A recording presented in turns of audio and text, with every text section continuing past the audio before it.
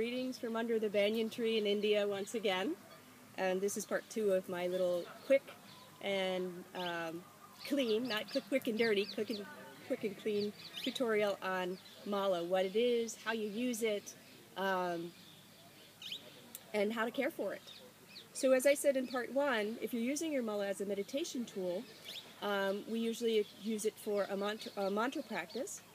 And the ones that I'm showing you here in the video aren't, none of these are used for meditation, which is why I can show them to you.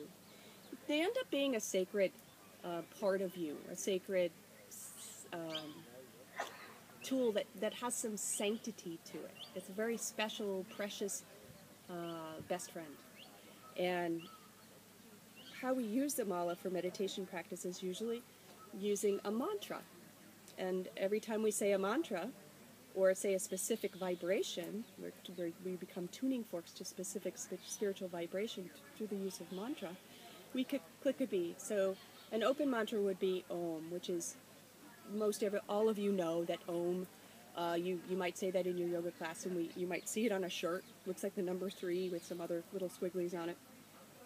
But what that represents is the hum of the cosmic engine. It's the sound that created all other sounds. So when you tap into that vibration, for instance, it gives you the opportunity or the idea that you can expand your consciousness beyond mundane mind, beyond thinking mind. That you're more than this, you're also that. So when you tap in to the sound of Om, for instance, it allows you to feel bigger and more connected.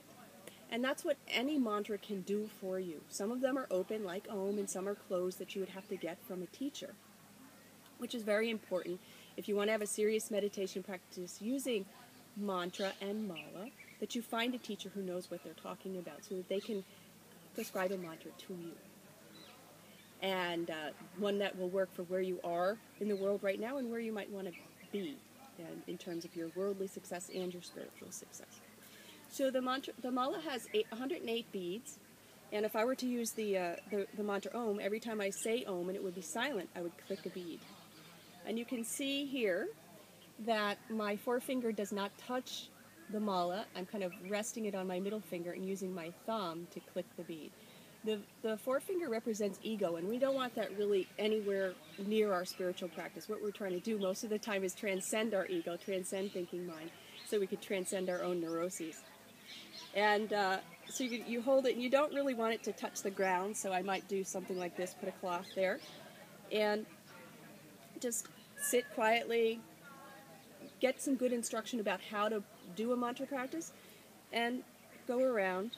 And every time I said my silent mantra, I would click a bead. When I got all the way around 108, I wouldn't go across the Meru bead, across the tassel. I would just simply flip it. So you're going back and forth. You don't go across the mother bead. You don't want to cross mother, basically.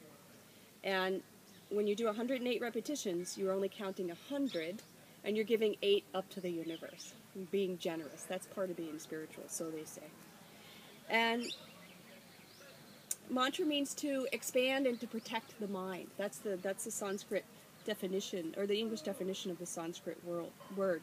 Man meaning mind, and tra meaning to expand. It also means to protect. So it's one of the safest and most effective spiritual practices you can do.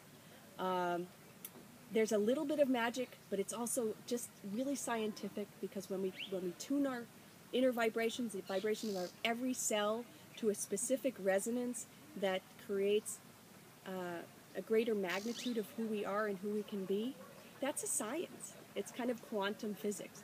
So there is a little bit of magic, there is a little bit of spirit, but it's also quite scientific. So I encourage you to explore this. Find a good teacher. If you'd like, you can give me a call, and we can talk about mantra. And I just hope that these few minutes have given you something to think about, and maybe a new practice to pursue. And thank you for your time, and namaste.